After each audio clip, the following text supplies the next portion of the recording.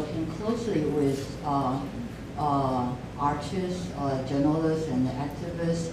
So in the past few days in Taipei, he also has met sort of groups of artistic intervention groups, but also visited local temples and so on. So we noticed his anthropological and also curiosity, research interest, and also his intellectual curiosity. So today we'll thank again our two excellent interpreters. We all know that it's a hard job, but a difficult job. But we really thank you for the effort you make, not only for Professor Mignolo's talk, but also for our discussion. So we encourage our discussion to bring up your questions in Mandarin or other languages.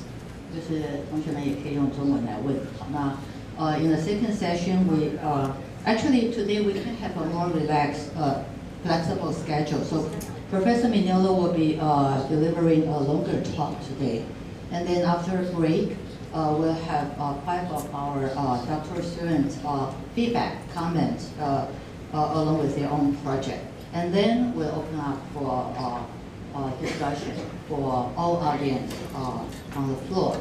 Okay, so either 5:30 or 6 o'clock, it should be fine for us. Okay, so Professor Mignolo.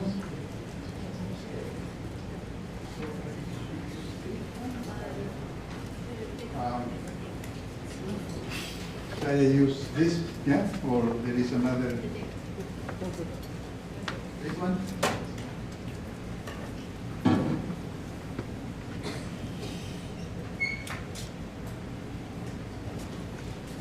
Okay, good afternoon, and thank you for coming back, those of you who were here the first time. And thank you for coming for the first time. There are those of you who were not here the first time.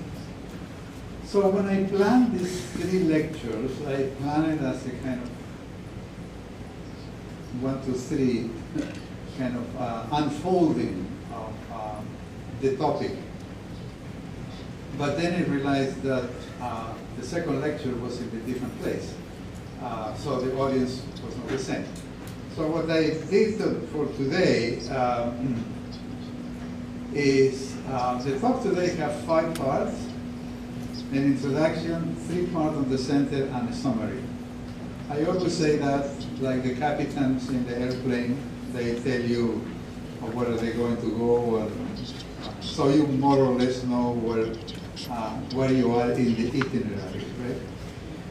So in the first part, I will make a summary of the previous lecture, connecting the 3, for those of you who are not here and for those of you who are not in Taipei. So the first lecture, the point of the first lecture was very simple, was to distinguish decoloniality after the 90s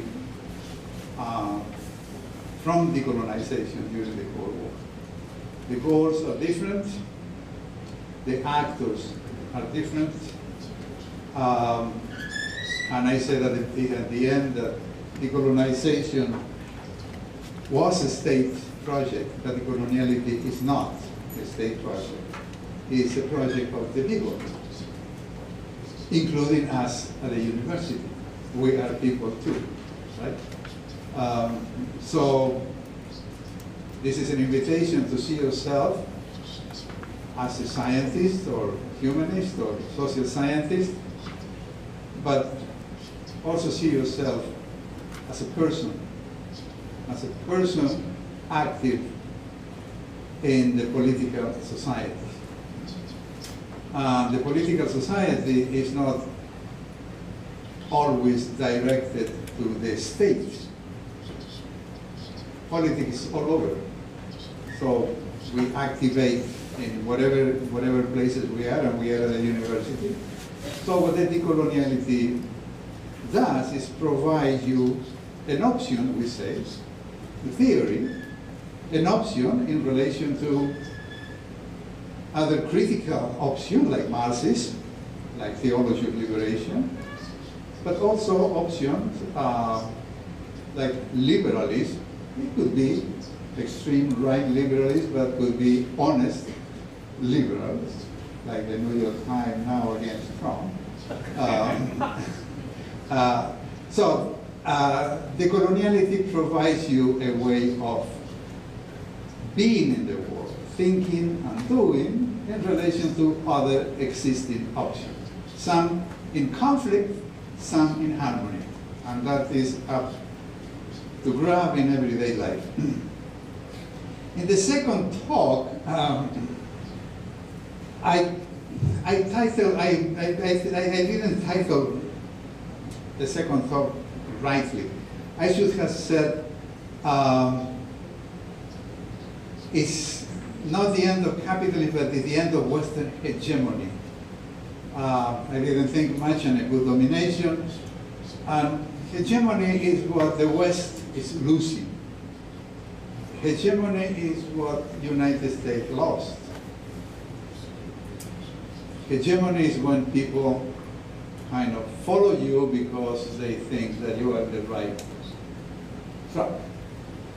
But when you lose hegemony and you want to keep control, you have to resort to domination. That's Gramsci, for those of you who know. And now that is what we are seeing in the United States. The United States lost hegemony, is losing privilege, is being disputed by many people, China, Russia, Iran, the BRICS. So United States is resorting to domination, which is force. And in this case, force may be financial force, could be military force, etc. So the point of the second lecture is the United States loses and the West, the European Union, loses hegemony, move into domination, and that is what you have the NATO, NATO, all on the frontier of Russia. And losing hegemony is the moment in which we are already now, which is a multipolar world order. While the United States and the West have hegemony, was a unipolar. And I think that the last unipolar decision that were made was Iraq and Libya. There were other examples, but I mean, Ukraine was no longer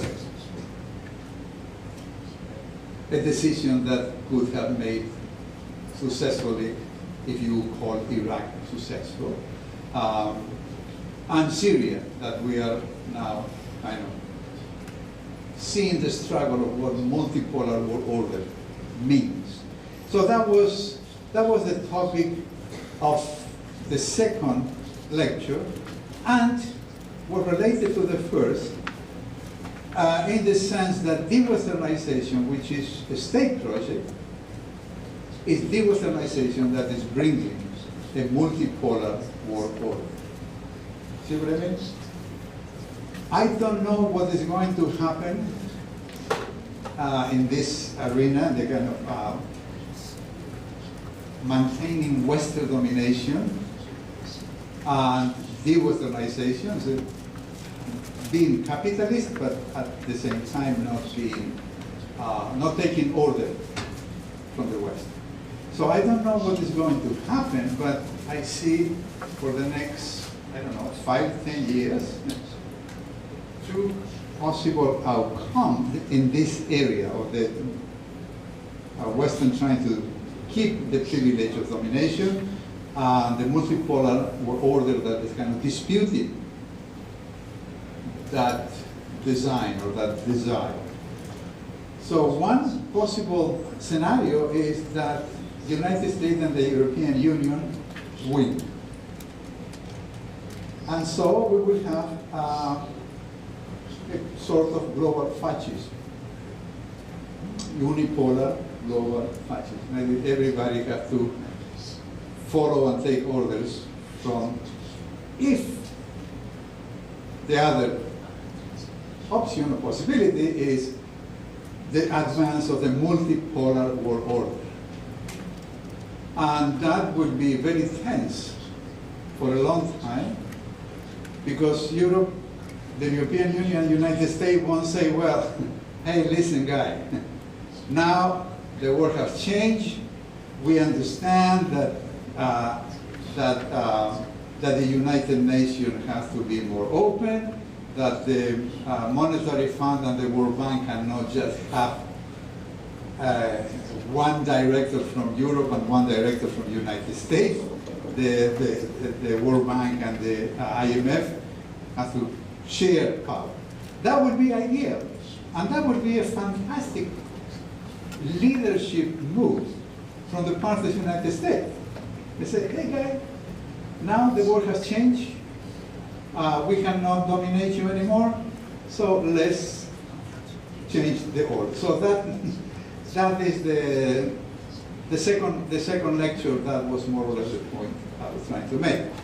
So I don't have the solution here, but I'm trying to understand what is going on now and what are we going. Now today, I will concentrate on the question of development. By saying that, I say that, and I will explain this a little bit more when we go along. I could have easily reorganized this, and instead of capitalist and development, I could have talked about knowledge, philosophy or science. I could have talked about religion. I could have talked about aesthetics. I could have talked about racism and sexism. And you say, well, how can you, who do you think you are that you can talk just about all those things? Well, I just always talk about one thing. I talk about the colonial matrix of power that is dominating us in every aspect. So I give you an example that is an economic example, but if you invite me for a semester, I can give a seminar looking at all the kind of the. So this is the goal today, and the goal today is how the economic domain fits in the colonial matrix of power. So the way we do it, we are not empirical historians. We do history, but to understand what is behind history. So we go into the debate of development to understand how development fits in the colonial matrix of power. Right?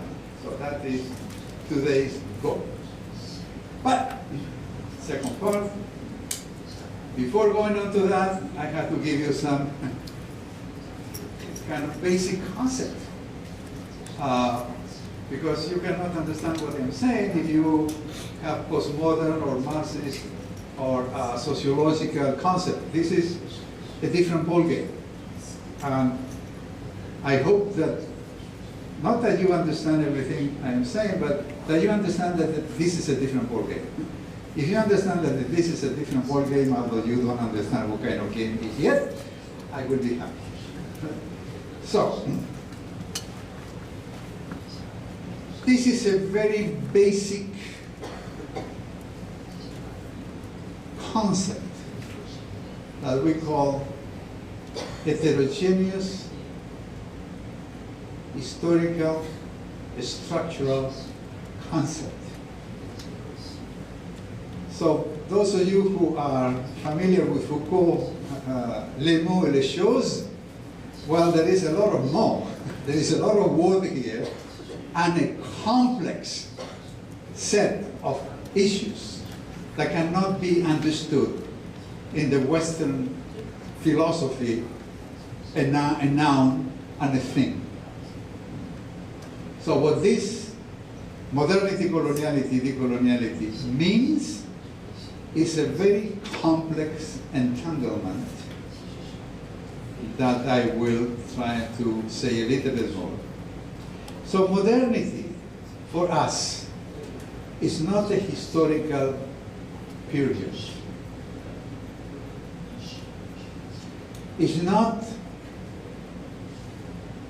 a moment in the universal history of the humankind.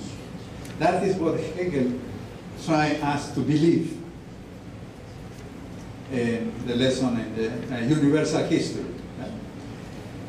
So modernity is a rhetoric, it's a narrative, it's a set of narratives. It's a set of narratives told by those who see themselves as modern, at the center of the world and the present of time. And that was Hegel. But there were Christians before Hegel. There were others too, but I mean the Christian took over the West, and then came the secular Hegel, etc. So modernity is a rhetoric in the sense of persuasion. It's a set of narratives that persuades you that this is the way we have to go. Well, there are problems. This is the way we have to go. So we will see development is one of these rhetorical concepts. So the rhetoric of modernity hides the logic of coloniality. And while the rhetoric of modernity is a rhetoric of salvation, and I will say more about this, the logic of modernity, the logic of coloniality, is the logic of dispossession, oppression, slavery, in order to maintain the surface of the rhetoric of modernity. So for us, there is no modernity without coloniality. When Anthony Giddens said in the 90s, after the collapse of the Soviet Union, from now on is modernity all the way down, we say, oh boy. If that is the case, is modernity coloniality all the way down? And it may be like that, but for the time being. So the rhetoric of modernity, which is a rhetoric of promises of salvation, needs the logic of coloniality.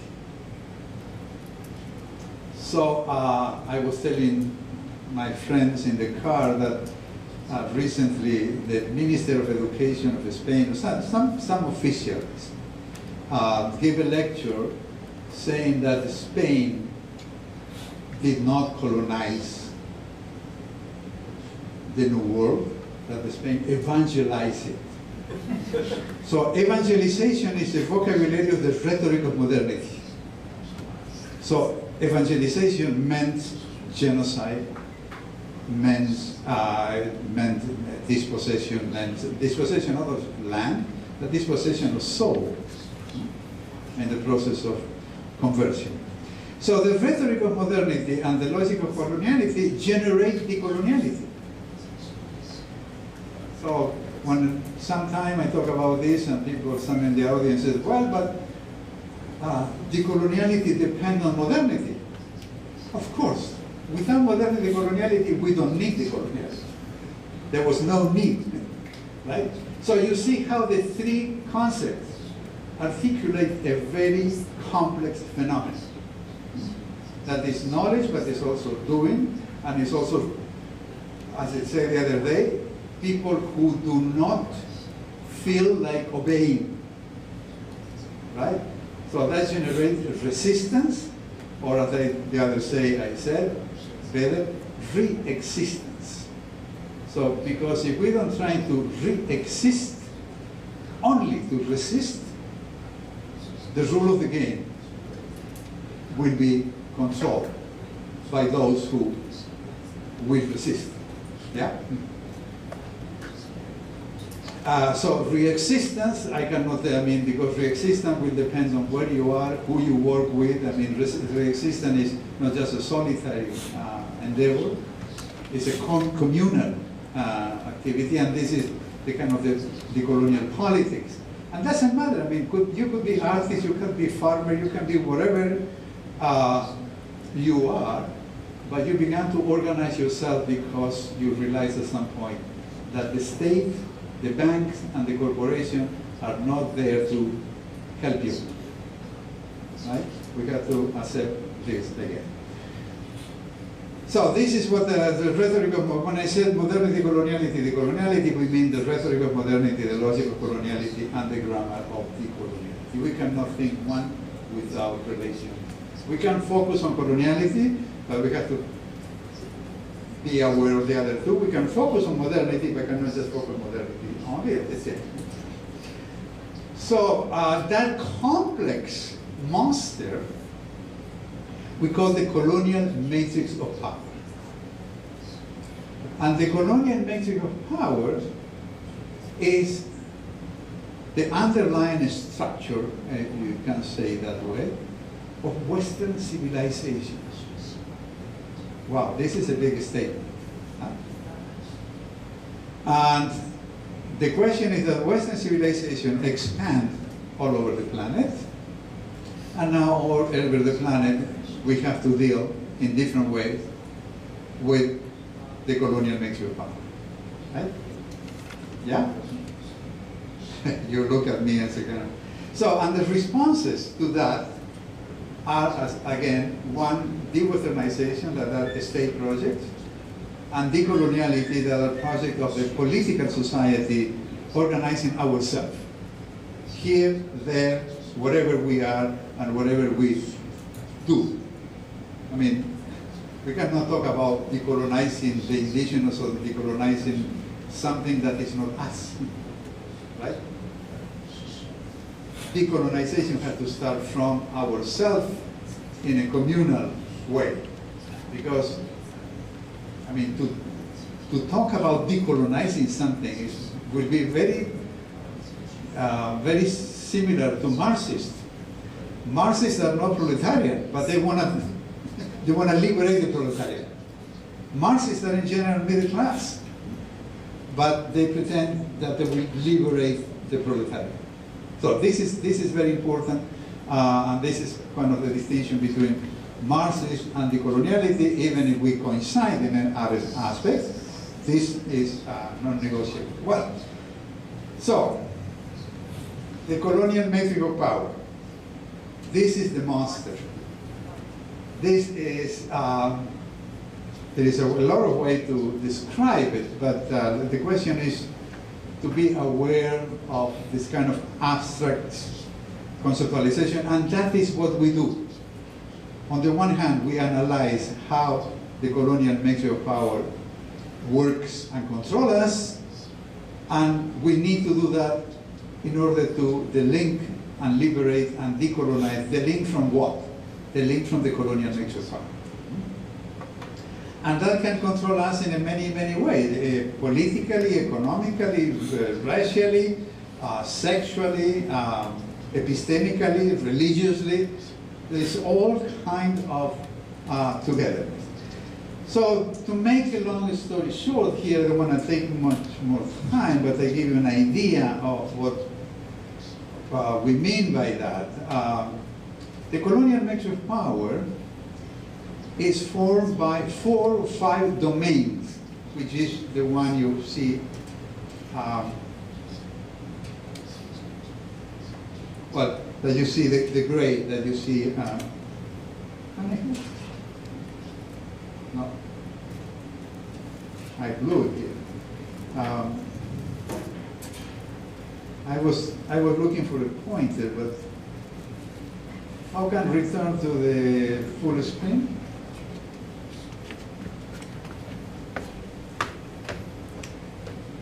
How to return to the full screen? I was trying to look at the pointer, but I couldn't. Everything is in Mandarin here. Okay. So the grid, we call that a domain. 4 domains. Now we are talking about 5 domains because we include nature.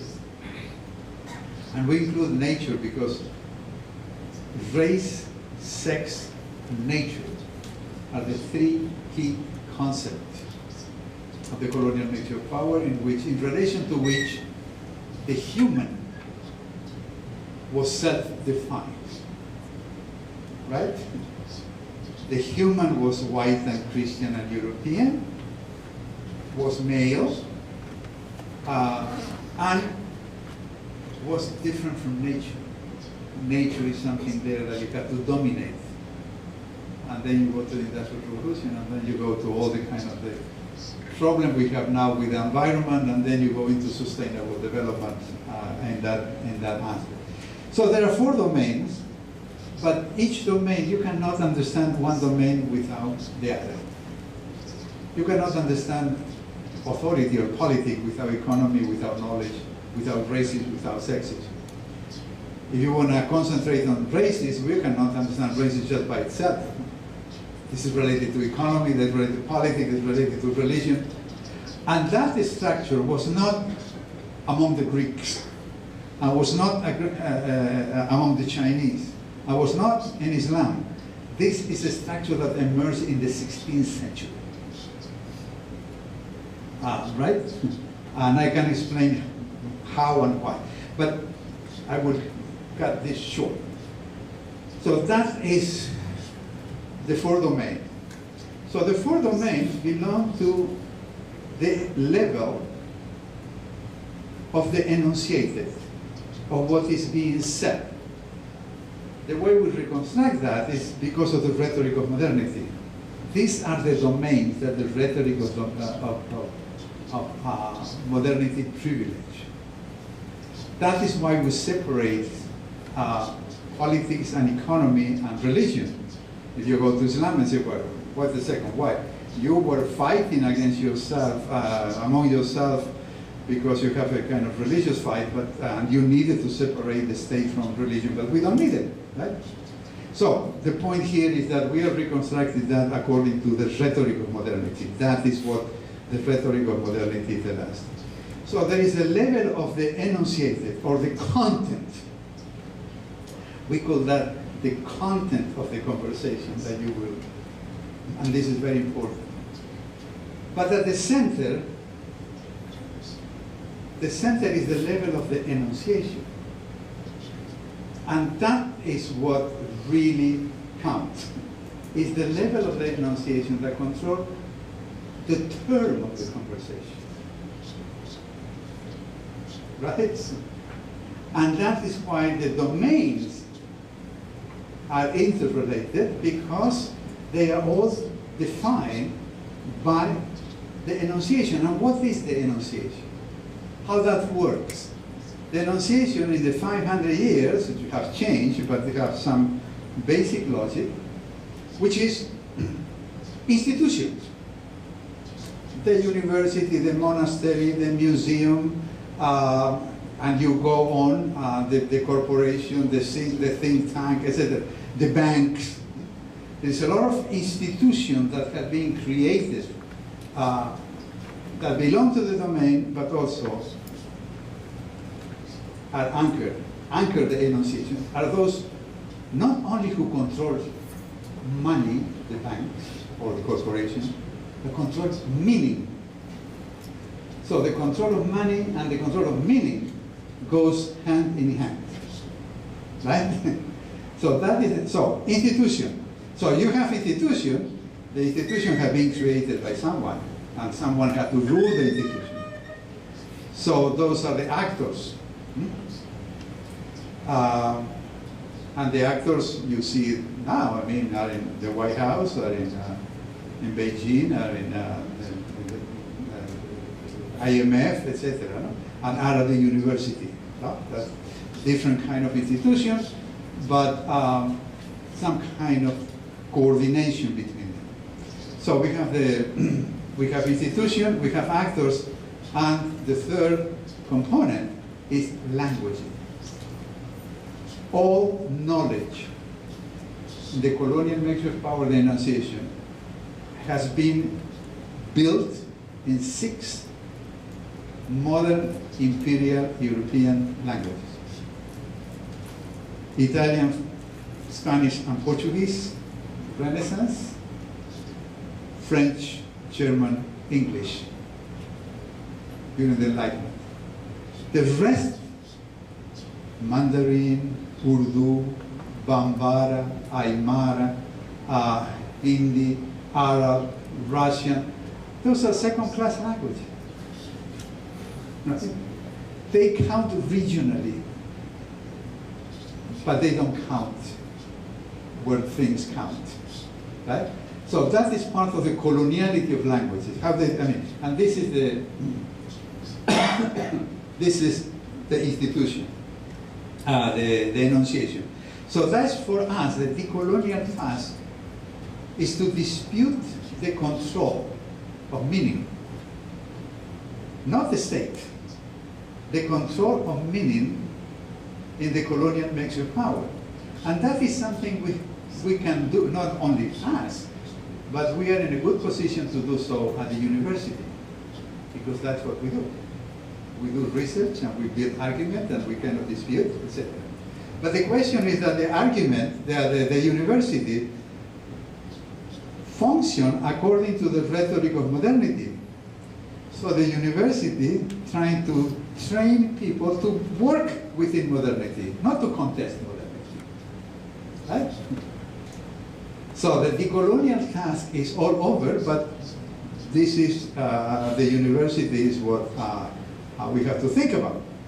And the third element is, so domains, levels, the level of the enunciation and the level of the enunciation, and flows.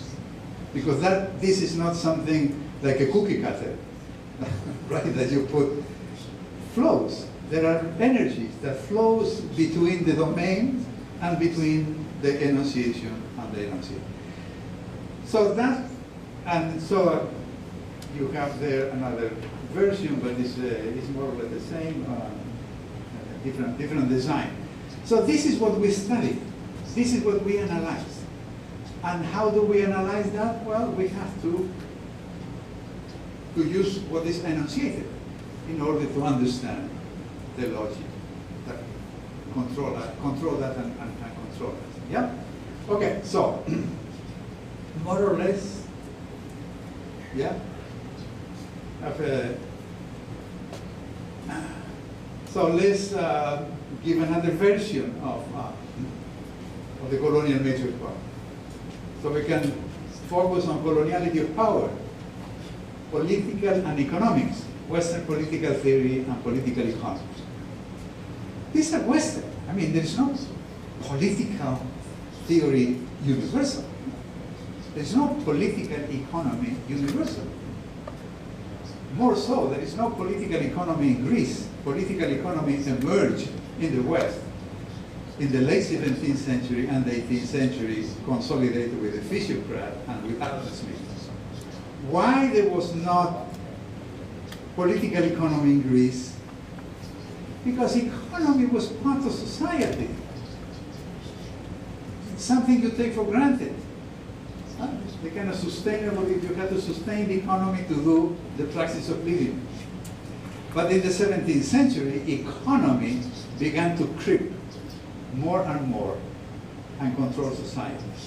So today, society is included in the economy.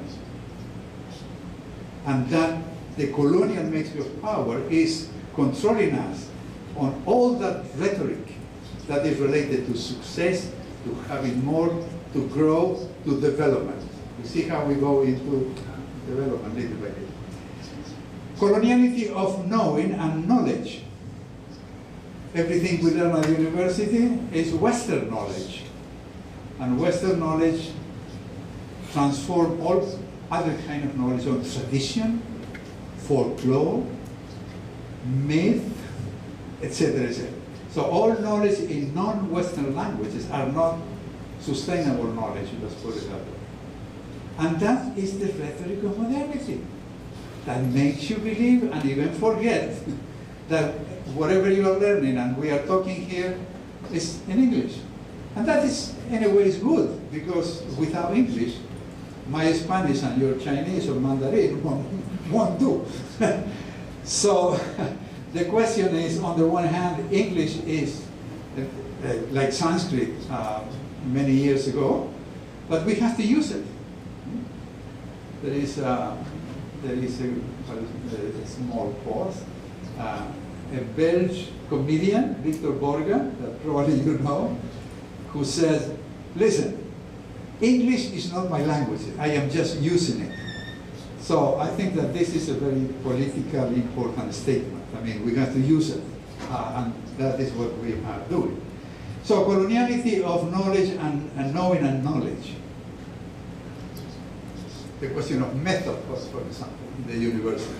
The method is a way to domesticate you. to make you think the way the discipline makes you want you to think. That is why we talk about epistemic disobedience. We just think. We don't have to think as sociologists. We are all trained, but again, we have to use, I was trained as a semiotician, but I don't care about being a semiotician. I just use semiotics. That a discipline that taught me how to read science systems, painting and literature. I was not trained in economy. If I was trained in economy, I would be doing a different conference now. So when I talk about economy, I talk about economy as a semiotic system. And when I talk about political theory, I talk politics as a semiotic system, etc., etc. So the question is that coloniality of knowing and knowledge is basically Christian theology and secular philosophy and science that kind of are the overarching. But all of those are in Western languages grounded in Greek and Latin. Why not in Mandarin? Why not in Sanskrit? Why not in Aymara? Huh? So the colonial mixture of power, and this is very, very important, if you retain that, at every level, works simultaneously in two directions. On the one hand, build itself and transform itself, and on the other hand, destroy, marginalize, disavow, demonize. So that is the struggle of decoloniality. Not that everything that has been disavowed should be reinvested now in the present, but one way to decolonize knowledge, you cannot decolonize knowledge if you remain within Western epistemology. And the postmodern one, they run out of Juan d'Apuy, they discover Spinoza, they rediscover St. Paul, and they're always kind of rediscovering something that, but that is not where we go. We go someplace else, and that's depending on who you are and what you learn. I mean, in the Americas, I go to the Caribbean thinkers, I go to the indigenous thinker, but not to study. I take indigenous intellectuals as seriously as I take Heidegger or Aristotle or whatever, right? So it's not a reason not to read Aristotle, but there is a lot of reason to say, well, that is the way they think about political theory, for example. But the indigenous intellectuals have a different political, organization of society. So let's go there, right? So that decolonizing knowledge means that.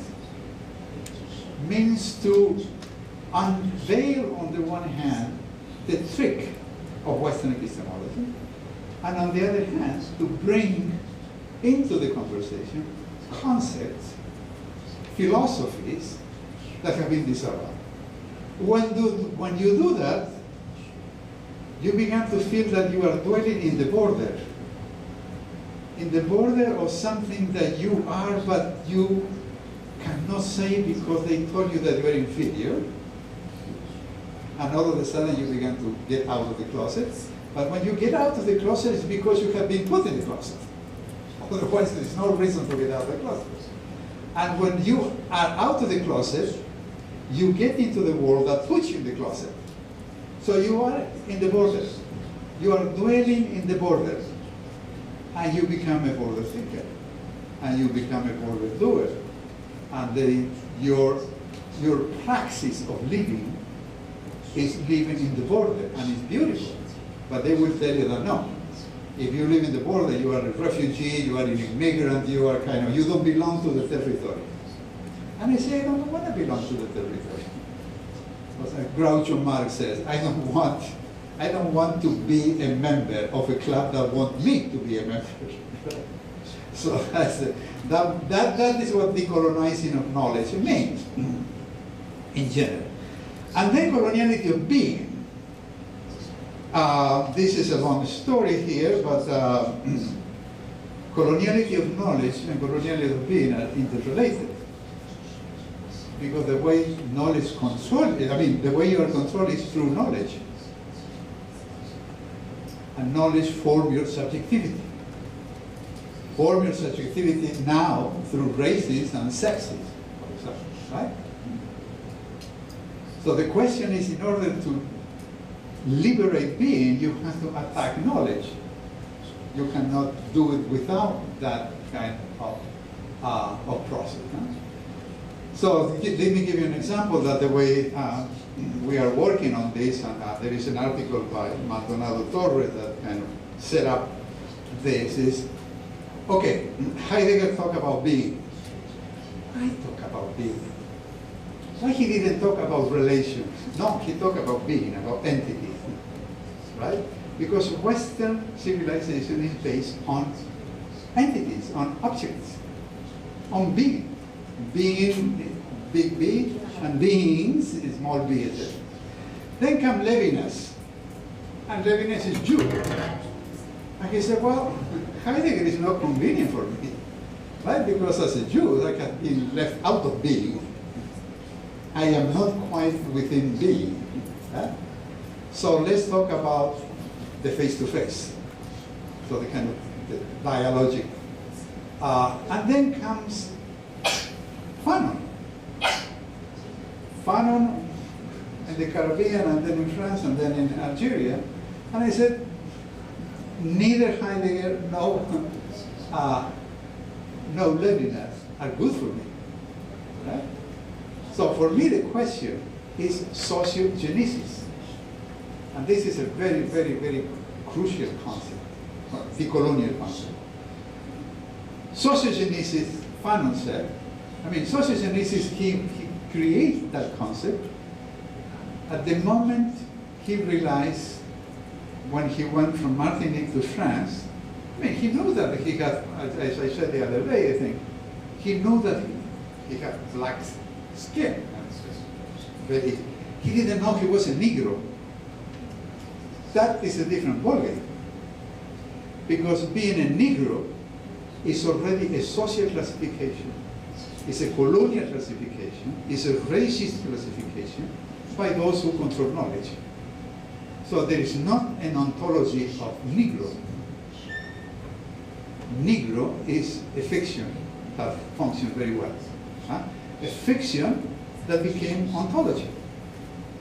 Right? So that is the question of the coloniality that you can expand. But when Fanon said that, they said, listen, Darwin needed to explain evolution. So he needed phylogenesis, right? The evolution of the species. Freud was not interested in the species, he was interested in the individual. So for Freud, the question was ontogenesis. But Fanon said, well, neither of those. For me, it is sociogenesis. I am a black, colonized subject. So that is the moment in which the colonial subject began to become a decolonial subject and subjective. And that is the moment of the political. And that is the moment of the praxis of living began to change. And everything you do have already moved in a different direction. Right? Okay. That was to explain some of the basic of our, I don't know how to call it, our way of thinking, our theory, etc. So let's go to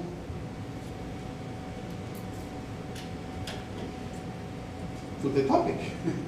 But I needed to do all that to kind of insert development in the economy. So what is the place of the economy in the colonial mix of power? And what does development mean?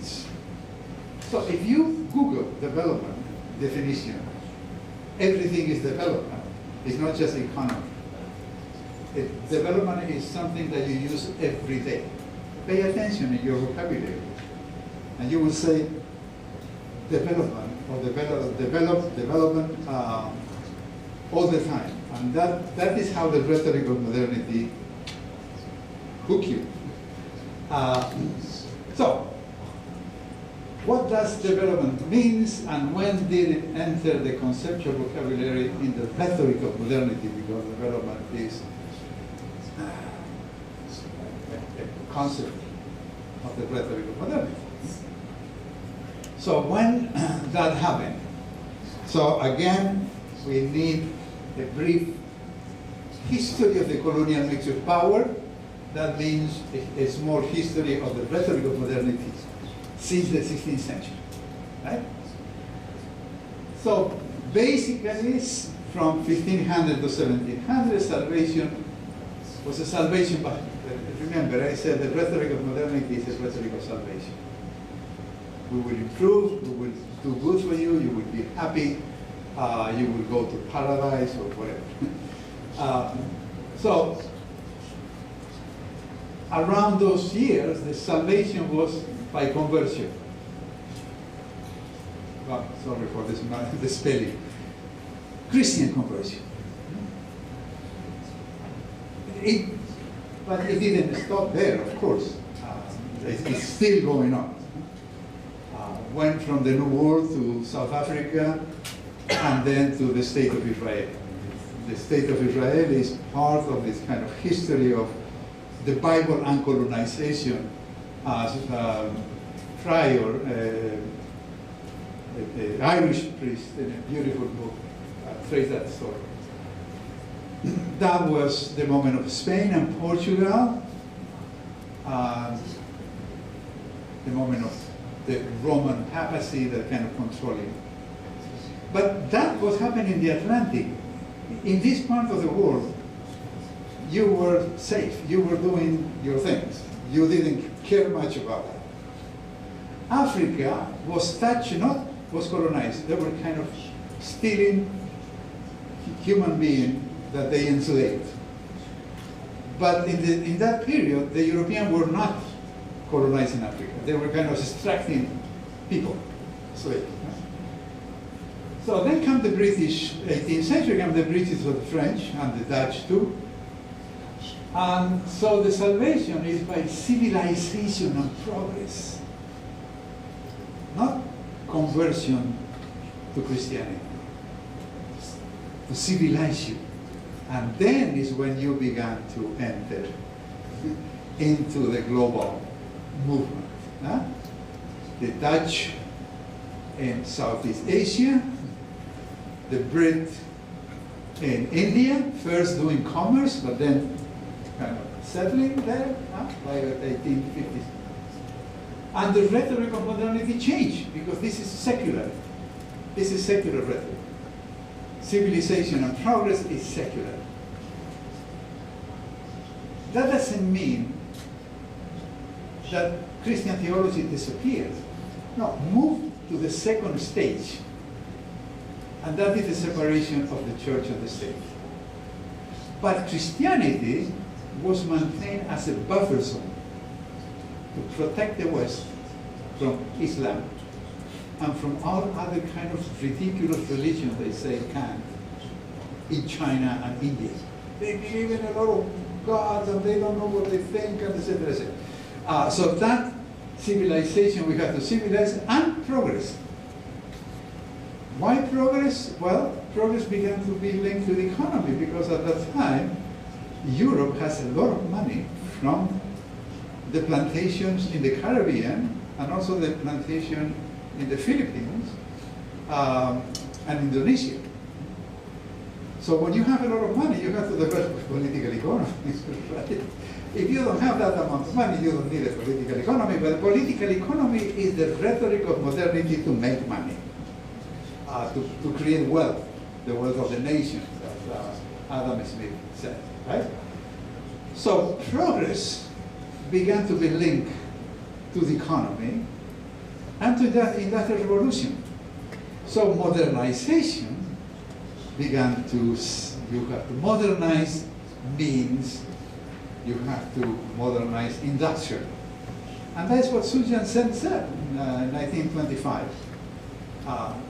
we keep our tradition, but bring me the machine, right? that was, so it's very difficult to skip it. You have to think about how these things happen.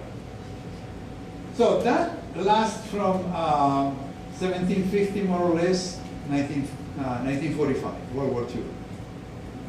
What happened in World War II? United States take the leadership out of England and France. And Harry Truman, 1949, the first presidential address, invent the concept of development. And with development comes underdevelopment. So we have to develop, not civilize, not to bring into progress, develop. This was the United States Development and Modernization Project. And at that moment, civilization still maintained the relevance of society, but development erased it. Development is pure economy. Forget about civilization, right? That is the moment of more or less from 1945 and 1990, and then we have salvation by globalism and market democracy, which is the emergence of neoliberalism. Once that modernization and development and the welfare state collapsed in the 70s, and there is a story there to tell, but this is what is important now. Now the question is that at that time, that by the 90s, de-Westernization began to emerge. Especially with China and the tigers. I mean, something was happening. People over there, I mean, I was in the West, people over there began to develop. And we didn't tell them how to do it. They learned by themselves. There's a lot of complications there, but I always see this as especially China saying, well, that is capitalism, especially the Deng Xiaoping. That's capitalism, thank you for letting me know. Now I do it myself. So that, I mean, the economic affirmation allows for political de-Westernization. And I'm not saying that this is good. I'm saying that it is. But we are no longer in the Cold War. It's no longer communism against capitalism. And what is the difference? The difference is de-Westernization. For de-Westernization, the memories and the past is very important. For China, for Islam, for the old Islam, for the indigenous people in the Americas, etc. So, in the case of Bolivia, for example. So, reinvesting the memories and the past is very important for de-Westernization and decoloniality. So that's the difference between the Cold War that was communist versus, or state capitalism, kind of private liberal capitalism. So let me see if I can, what is the technician there? I want to show you something, 3 minutes, what de-Westernization, how I understand de-Westernization after Mahbub Ali. How can I get that linear?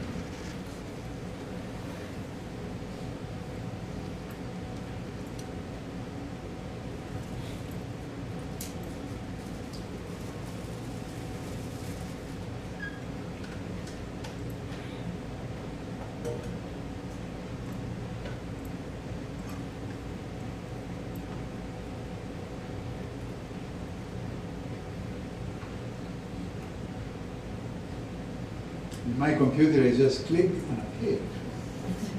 There you go. Sound.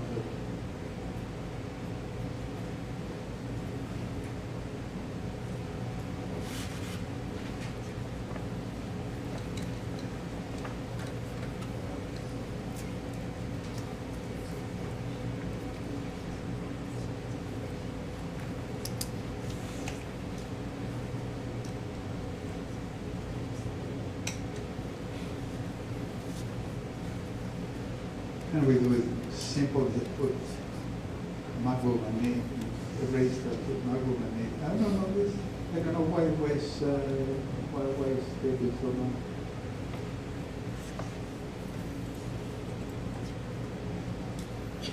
Wait, yeah.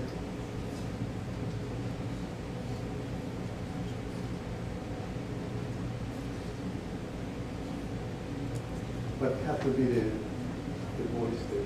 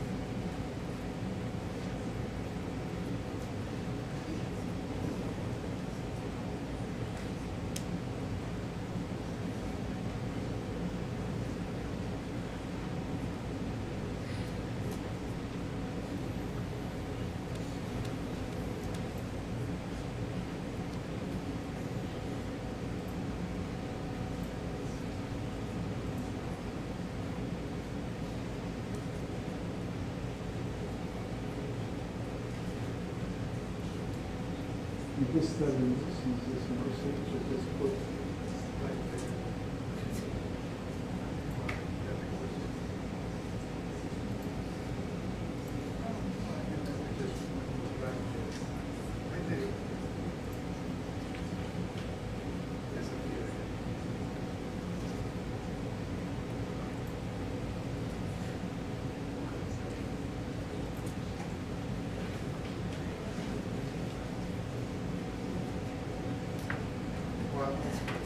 I think we will have to cancel this very slow. It will take 15 minutes to listen to 2 minutes.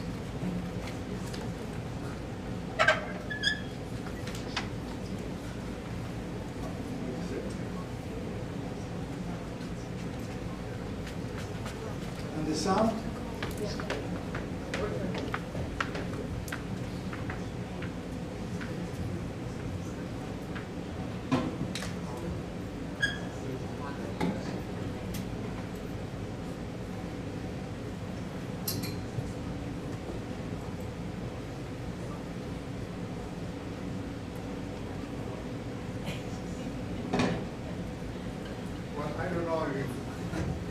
Worthwhile all this time. But at least we take a small break.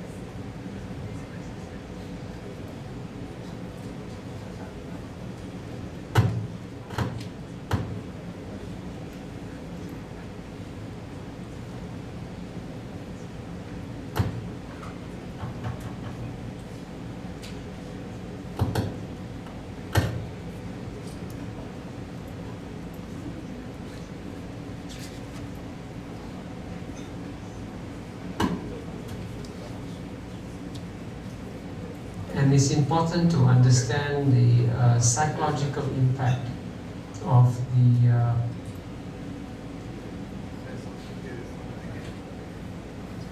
to understand de-Westernization, it's important to first understand Westernization. And it's important to understand the psychological impact of the 200 years of Western colonial domination of the world. And most Europeans are aware of the physical colonization of Asia that took place. They're not aware of the mental colonization that took place of Asian minds. And for a long time, many Asians believe, hey, the only way to succeed in life is to completely become a carbon copy of the West, to become a clone of the West, and of course it was reflected very much in the mood of triumphalism that you saw at the end of the Cold War, when Francis Fukuyama wrote his famous essay, The End of History, and he said the whole world is going to become carbon copies of the West. Now, frankly, while the Asian societies will copy aspects of Western society, like the 7 pillars of Western wisdom that I mentioned earlier, that will enable them to grow and succeed, they will not become cultural clones of the West. In fact, you will see a very significant process of de-Westernization taking place, and you will see at the same time an incredible explosion of cultural confidence in the Asian societies. You will see that that the Asian societies believe that they can do things as well as any other society in the world, in any area. And that's quite a remarkable shift, and that's happened only in the last 10 to 15 years, you know. And I think, again, this is something that many Europeans are not aware has happened. And I'll give you one concrete example of how Europeans don't understand that the world has changed, you know. Singapore proposed the creation of something called the Asia-Europe meeting, you know, which brought together the leaders of Europe and the leaders of Asia in an equal playing field. And this started in 1995, 1996, and Europeans were interested in Asia. Then came the great Asian financial crisis, many Asian countries suffered.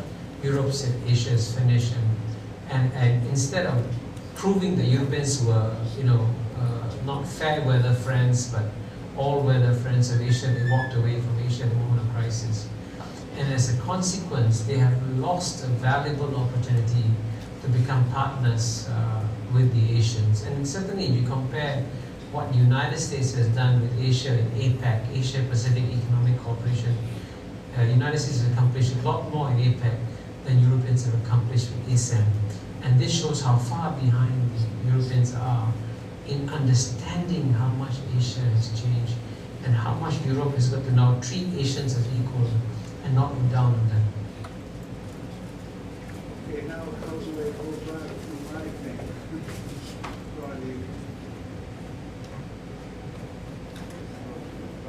Okay.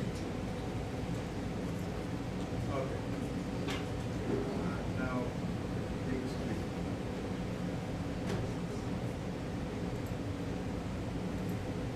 Okay, so I just want to, this is the way from over there I think de-Westernization. So it's not something you don't know, it's just something that how I got into this kind of thinking and the difference with the Cold War. So the question is that de-Westernization doesn't question the colonial metric of power. It disputes who managed and who controlled it. And that's why Jinping is with Trump at this point, right? So decoloniality wants to delink from the colonial metric of power. But the Westernization, and that is why the Westernization is a state project. Yeah? It's a state project in relation to the bank, the corporation, the Silk Road, the infrastructure, the Asian Infrastructure Bank, etc., etc., etc. Right? So it's important to keep in mind that decoloniality at this moment is a very modest project. It's not, we don't have any power to kind of enter, and there is no reason to, because if we enter, they will swallow us. So decoloniality is the linking, organizing ourselves wherever we are, once we realize that the state. Okay, so what is, so the point here is, I have another 17 minutes. The point here is the economy in the colonial mixture of power and the concept of development as a key concept of the rhetoric of modernity in the last 60 years. So development was just development, but once sustainable development entered the vocabulary, so we have to distinguish between rough development and sustainable development. So rough development is just do whatever you can to kind of get more wealth and more power and more control, etc. Sustainable development, well, is the moment in which there is a kind of consciousness that there is a problem. We may not remain in the planet as a species for a long time if we continue with rough development. So then comes sustainable development. But this for me is still the rhetoric of modernity. Because the problem is not rough or sustainable, the problem is development. As far as you maintain development as a horizon of life, you cannot get out of capitalism, you cannot get out of competition, you cannot get out of war for natural resources and for other kind of means. Yeah? So, what is sustainable development for the United Nations? And I would say that this is a fantastic example of the rhetoric of modernity. It's a rhetoric of salvation, it's a rhetoric of make-believe, and it's a rhetoric that when you look just closely, you will realize that it's a fiction. And the problem, I don't know if these people believe on that, or they are perverse and make other people believe. So let's go a little bit on the United Nations beautiful web page, and that is part of the rhetoric of modernity too. They kind of entice you with images, but when you start analyzing the images as a semiotician, you will see the tremendous racism that is kind of underlying the whole web page, not just the words, but the images, and I will show you probably some. So sustainable development has been defined as development that meets the need of the present without compromising the ability of the future generation to meet their own needs. Who will be against that? Right? The problem is that that is fiction. The problem is that that cannot take place because the colonial metric of power is already created institution and subjectivities, actors in the economy, the economic sector, in the financial sector, in the state, in the military. So that is all kind of, as you understand what the rhetoric of modernity is and what the logic of coloniality is, they will continue to do the same. Perhaps a little bit of control of emission control of the cars, perhaps some kind of renewable energy. Perhaps there will be some changes there, but there will be a lot of opposition, because if you go into renewable energy, the companies that do not work with renewable energy will be in war with, and that is the problem with Obama has, and now that is what Trump is trying to do by kind of knocking down the, so what is sustainable development? Sustainable development calls for concerted effort towards building an inclusive, sustainable, and resilient future for people and the planet. Who will be opposed to that? Right? And you saw the celebration in the kind of the Paris summit not long ago. But then you see what is going on, and you don't have to look very far. You realize that this is pure rhetoric of modernity. It's a rhetoric of salvation. We will do it for the future of our generation. We will save the planet. We will save the people. Inequality grows, pollution grows, the rivers are infected, etc., etc., etc. What is sustainable development?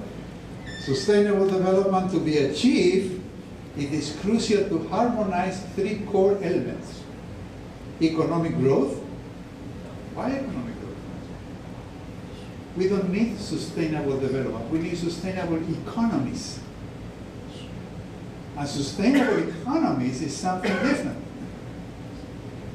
Sustainable economies is administering scarcity, not growth.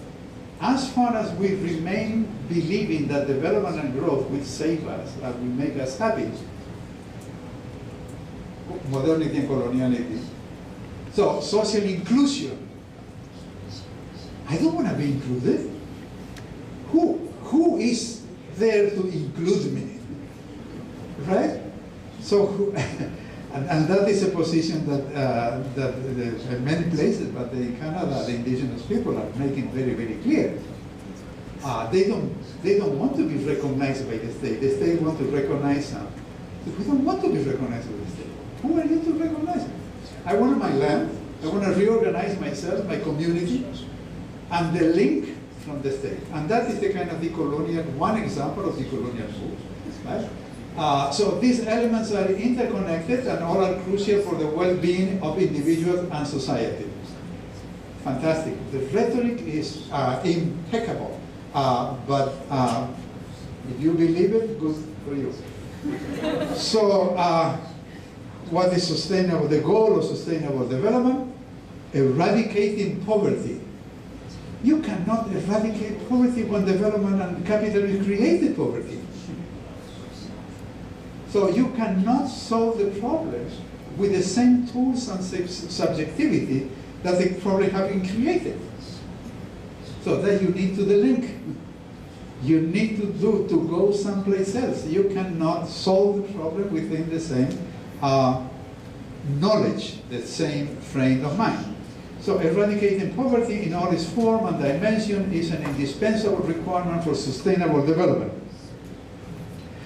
So you know the plan of the millennium and how many and inequality continues. So the rhetoric of modernity hides the logic of coloniality.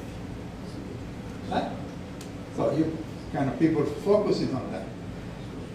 So the United Nations has 17 goals to be accomplished in 2030. Right? In 2030, you that are young, and 2030 you may be, I don't know, in your 30s or 40s, depending on it, you will have forgotten about that. And the people of my generation, I don't know if we will be there in 2030 to kind of, to say, hey, listen, what you promised in 2015, you are not fulfilling it. We won't be there. And the young generation, as I said. So you can go into any of this and see if this may be working. So there you have the goal, the 17 targets, the financial targets, and you can go into the page of technological target. So all of this, capacity building, trade, they are beautiful rhetoric. If you look at history from the colonial nature of power, you know that while the colonial nature of power is there, this is pure rhetoric, that you have to move to someplace else. Now, my last part is, like what? Where are the possibilities?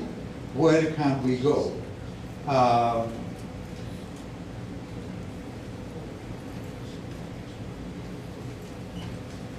What I would like to do now is to get out of here. Okay. So part 4, non-modern horizon of dwelling, living, and knowing, border dwelling and border thinking. So that is one possibility, and many, of where do you go once you delete. So I will give you some example that I am very familiar with, but you can find others in your own memories and regions. And, so in Ecuador, for example, there is a project, it's a multi-wasi, the House of Wisdom in Quechua. So that was articulated as a university, a pluriversity, they call it. Because they realized that you cannot send the kids of indigenous people to the national university, because the national university will kind of transform them into modern subjects, include them, right? So they created their own pluriversity. And when they created it, it's a very interesting story, because they went through the Ministry of Education, but then Correa canceled it. But the question is that the Ministry of Education said, why do you want an indigenous university if you, for the Constitution of 1987, you can come to the national universities? And they say, no, thank you, but no, you come to our university, because it's a university, a pluriversity, indigenous, but not just for indigenous, right? So that project that now continues not as a pluriversity, but as a kind of as a think tank, and they organize activities, education, etc., goes together with a heated discussion, debate today for the last 5, 6, 7 years, indigenous and non-indigenous, discussing Summa Causai. Summa Causai, Sumac means plenitude, elevation, Sumac, being high. And Causai means knowledge and living. So it is translated as good living, but not good living in the sense of having more. Good living in the sense of living in harmony, living in plenitude. And this is understandable from the indigenous cosmology. A cosmology that is not based on entities, on being, but is based on relationality. So we human beings, we are part of this energy of living, that the Greek call Gaia, but they call Pacha. So that goes together. So, and they also are talking here about decolonial governance and sustainable economies, not sustainable development. So the question is not to make more, to grow. The question is to administer the economy in the sense that the economy makes good living for the community, Now, don't expect that the state of Ecuador will accept that. But that is what they are doing independent of the state of Ecuador. So the Zapatistas are doing something very similar. The Zapatistas are better. So in that sense, sustainable economies are administering scarcity rather than administering growth, development, wealth, and generating poverty. Now, again, in this sense, the coloniality is a project of the people, not of the state. Don't pretend that they will go to Trump or Jinping and say, hey, listen, we have a good decolonial project here. This is something the people are begun to do. One more, advance a little bit more here. So this is happening, just to make you understand what is behind that. This is happening in the area of the Andes, especially Bolivia, Peru, and Ecuador. It's happening also in Canada, but I just give you an example of the Andes. So this is the current modern map. But behind that map is this. Behind that map is Tahuantinsuyo, which was the territoriality of the Incas. So everything that they are saying about Summa Causai, about Amautaiwasi, is not coming from Western maps. It's coming from their own conception of territoriality. But this conception of territoriality is related to the economy, related to governance, is related to social organization, each suyo have.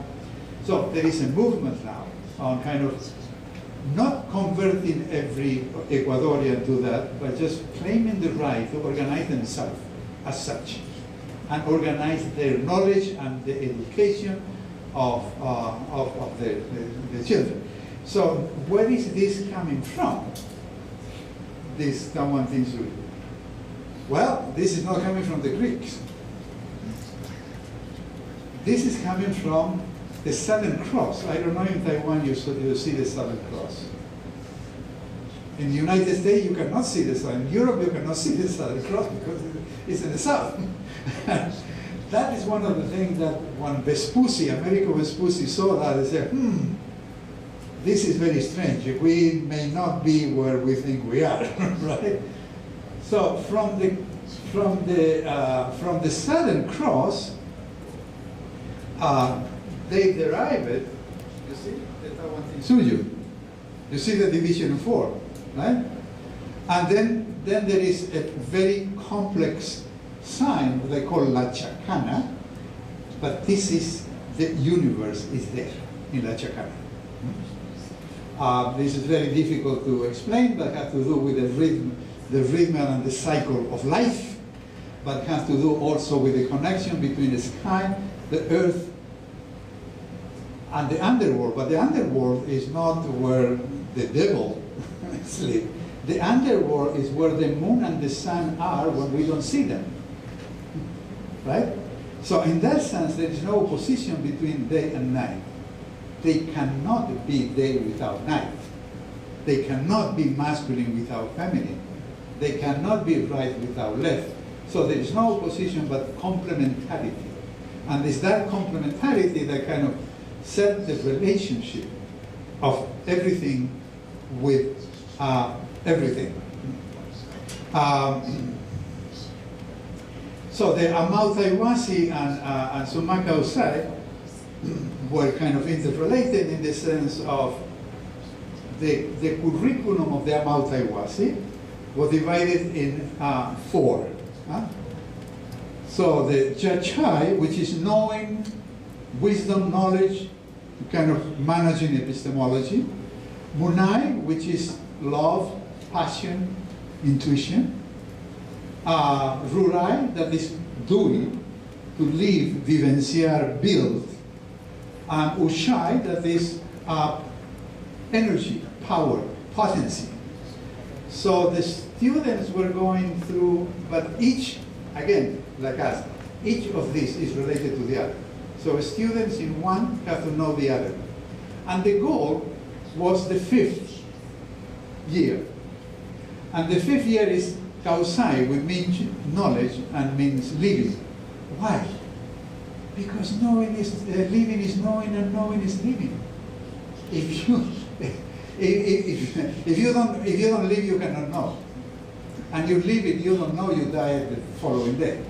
The practice of living required knowledge, not the knowledge of physics or mathematics, etc.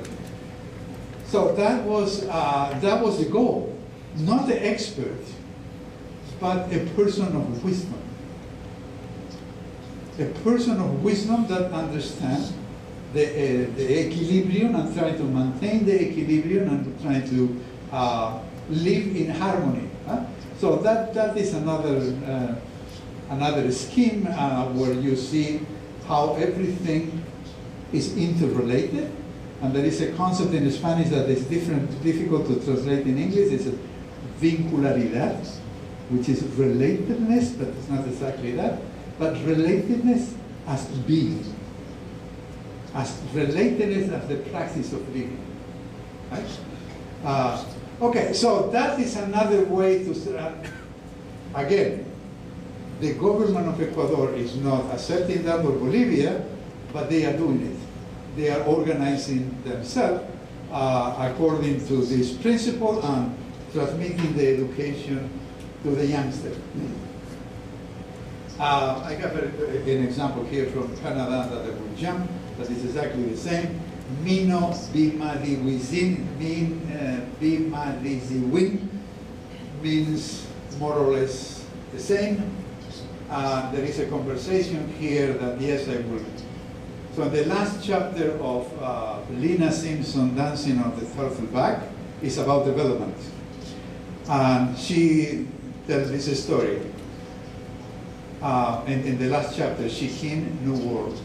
She tells the story of a conversation between a Nishnanabe, which is a nation, one of the many indigenous nations in Canada, Nishnanabe.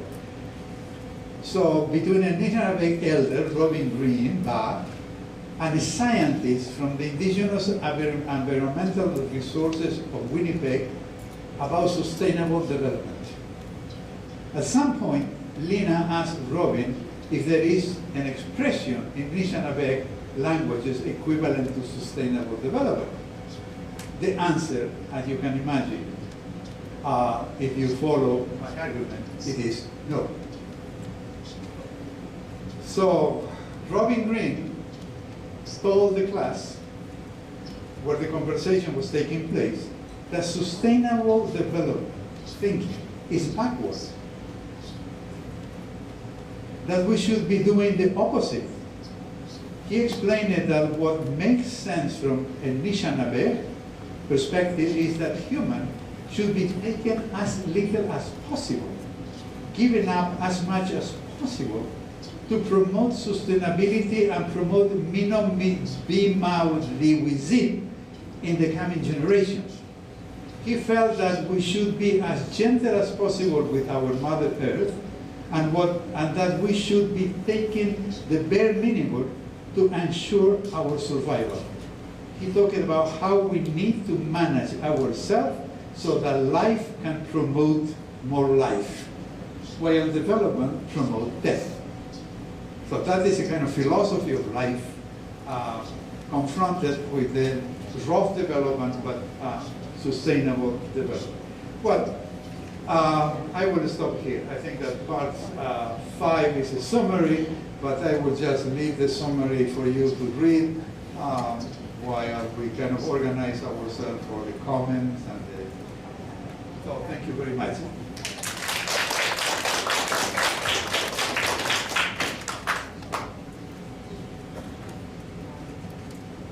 Thank you so much, Walter.